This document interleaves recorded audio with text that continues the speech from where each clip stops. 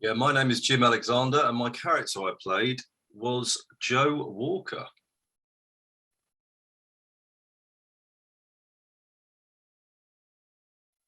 So I think the story goes that I did a showcase at the last year of my drama school, and the lady called Corinne Rodriguez saw me in that showcase and was obviously looking for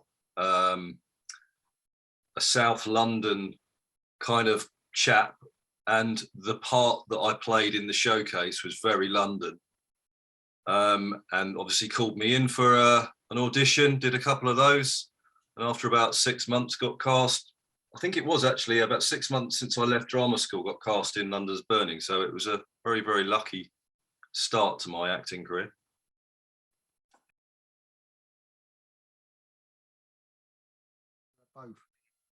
I never got to Leighton. I left in the year 2000, so I did 2 seasons, 98 to 2000, and I was only ever at Dockhead, which was a lovely fire station. But no, I never went to Leighton. Never. I possibly should have done. I should have stayed in London's Burning, but I decided to leave.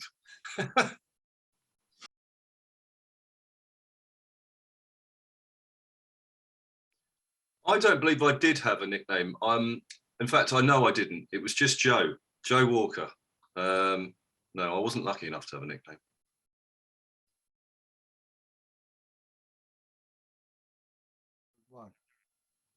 I vaguely remember it. I remember my first day quite well because I was ever so nervous. And my first scene, it was all very much of a new world. Had to learn things very, very quickly. Had to pick up things. I do remember that. I can't remember what went on in that episode. I do remember driving a very yellow car into the back of the fire station, Dockhead. But yeah, the memory of that first day is still very, very vivid.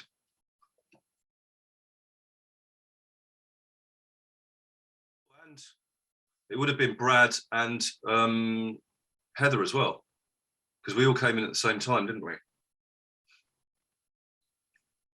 Yeah, no, it was, and it was the first, obviously it was the first episode, I believe, with the new beginning of the, it used to start and then it changed and it had a music and a kind of intro.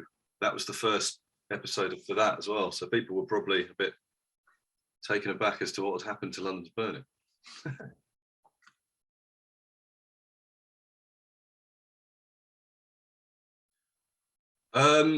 Cool. What happened? I suppose it's like any other kind of TV series in terms of a romantic relationship. There was always a kind of will she, won't she, will he, won't he, will Brad get involved or will Dan get involved? There was this kind of triangle going on. Who will she go with? Who won't she go with? And that kind of played out very much in the first series and then continued in the second series that Brad and I did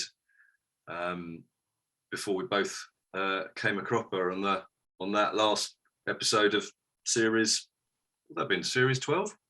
But there was a lot of, I think I can remember lots of times when we were on shouts and we were obviously trying to resolve some issue with Sally, and I were obviously in a fire, or I remember there was a big flood that we had to, or a sewage plant or something like that we were doing something in, where it was always going to, we were always going to come together, and there was going to be a bit of romance, and it was always will it, won't it happen, and that just continued throughout.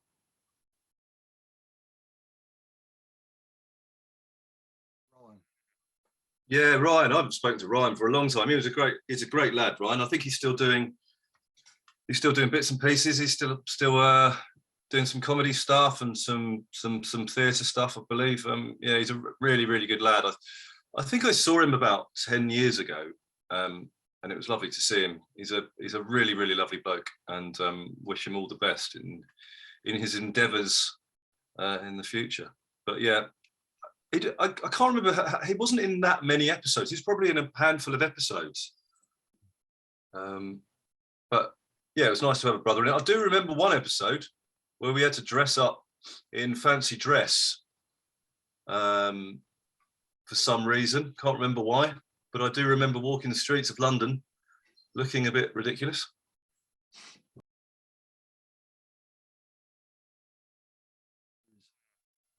Well, yeah, I mean, so I joined with people like Michael Garner, who had been there a number of years. Richard Walsh had been there right from the start, and Glenn Murphy, Ben and Walkway. They were probably, and oh, who's the lady that played Maggie? I've forgotten her name. Oh no, she's such a lovely lady. But I think she was there from the start. Mandy Dickinson, who was played Sick Note's wife. Yeah, so there was quite a few people that were there from years gone by, and they were so welcoming and so lovely. It was a really good team of people. It was, you were just brought into the mix and welcomed, and yeah, just got involved with the show straight from the word go. And not just the cast as well, the crew were fantastic. There was a really good ensemble, and the teamwork between everyone, that from props to locations to makeup, costume, even obviously the production team back, was just it was wonderful. It was I was so blessed to be involved in something at such a young age. I probably didn't really understand that at the time, and took it for granted a little bit at the time. So but it was just such a, I was very, very lucky indeed with what I was, what I was doing at the age of 21, 22. So yeah, they were good days, really good days.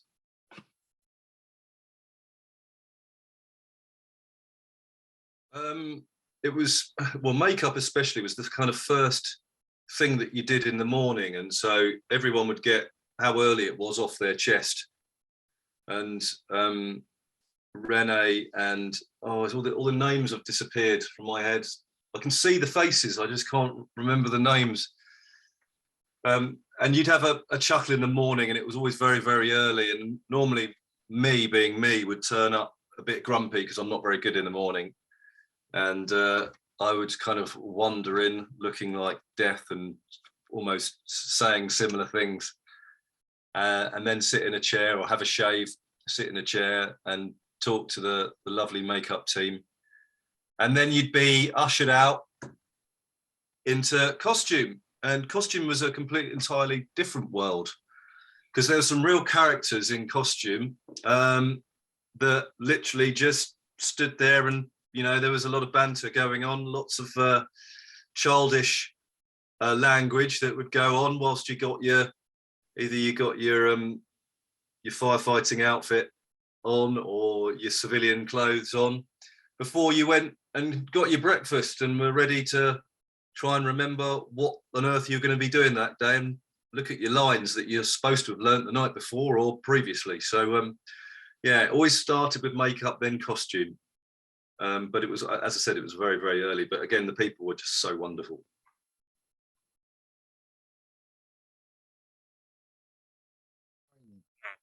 Yeah, so yeah, we did train. We trained at Southwark Training, the Central London Fire Brigade Training Centre, which was based in Southwark. And we spent 2 weeks on an intensive programme, learning all of the physical skills, not necessarily the kind of theory or theoretical fire, because obviously there's an element to pressures and hose, or the theory behind different things that you need to know. So we did an intensive program of training, which meant going up high, really high, I don't know what you'd call it, sort of roof ladders, and carrying other ladders on your back whilst you're going up a 135. It's all coming back to me now, isn't it? Going through, obviously the breathing apparatus, working with that, understanding how to put it on very, very quickly, how to take it off, how to go into smoke-filled rooms. We did that. So it was, yeah, it was quite intensive. I really, really enjoyed it because it was very, very physical. And back then, my body wasn't so broken as it is now, so I could do various different things.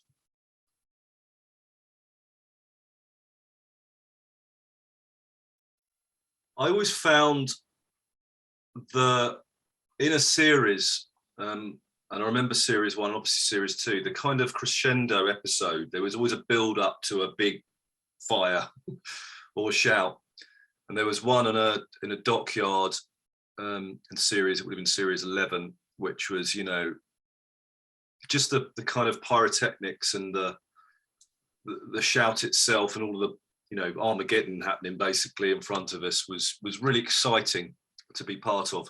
And we always used to do that in a night shoot because obviously fire looks better at night. Yeah, they were always really just really exciting to get involved in. To try and make look as realistic as possible was always a challenge. And yeah, I do remember there was one episode where we were, it was a lot to do with, I think it was a flood, and I think it was a sewage plant or something like that, where we were pretty much just on like flumes all day, you know, like just being shot through water. So it's all, I really like the physical, physical shouts that we had to get involved in. And I do remember at Woolwich Arsenal, there was actually a real fire. So there was a flashover that happened where a few people got singed, which was obviously dealt with very, very quickly because we had the real heroes on site. We had real firefighters. So if anything went wrong, they would just step in and take over and do the things that they could do. So there was an element of danger, which was quite exciting.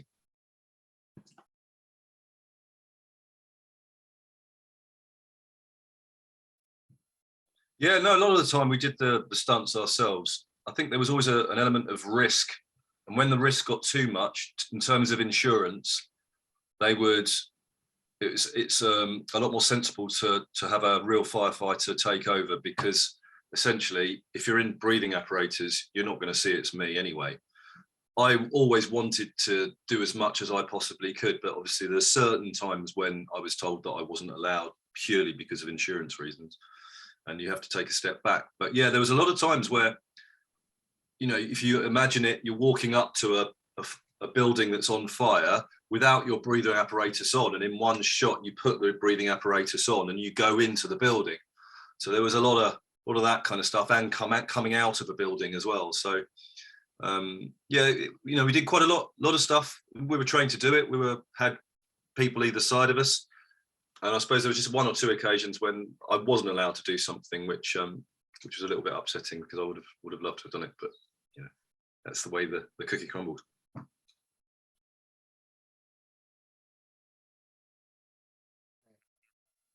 I do have one memory where we're on a location, and I won't mention who the cast member was, but because of rain, we couldn't film. And we were all there's like a cast Winnebago where everyone sits. And we had to spend 2 days without doing anything. So we were all in our firefighters gear. And because of the weather, we just couldn't film. And we spent 2 days in this Winnebago, which was, with a lot of us, there was a lot of people involved in this episode. We all went absolutely stir crazy. We kind of got cabin fever. And I suppose the last couple of years that everyone's been through, people can understand what cabin fever is like. And it got to the point where we were just going doolally. Certain cast members started lighting their own farts. So it got that stupid that the only thing that would keep us entertained was doing stuff like that. And everyone started doing it in this Winnebago. And yeah, it just got a little bit stir crazy. Everyone started going a little bit mad because we were cooped up in a little Winnebago for 2 days.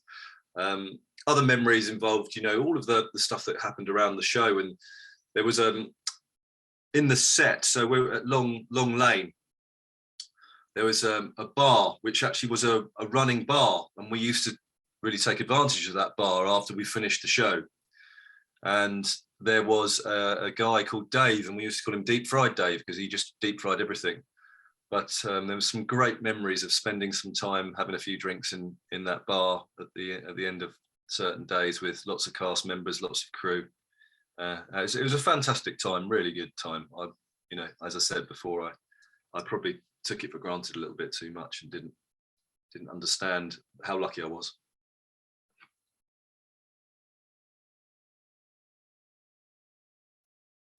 That's a good question.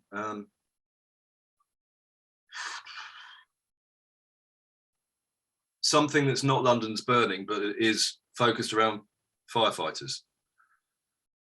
I think there is a place for it. I think people are genuinely interested in firefighters and what they have to do.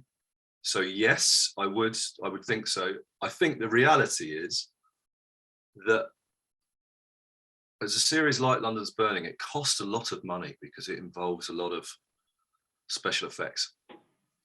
And that's what people want to see. So the only way that they could possibly do it is to focus on the human element of it and not do so much of the special effects. But I don't think you could ever replace London's Burning.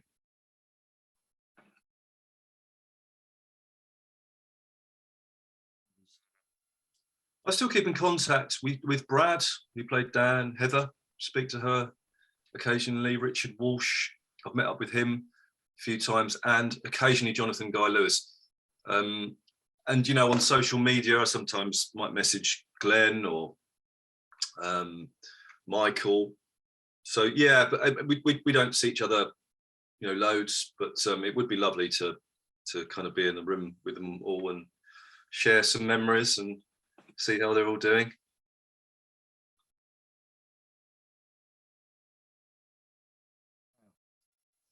What do I do now? So I am now a director of what's called a learning and development company who focuses on it's corporate learning and development. So like corporate training, soft skill development or human skill development around leadership, communication, basically helping people work better together in this new way of work that we all find ourselves in.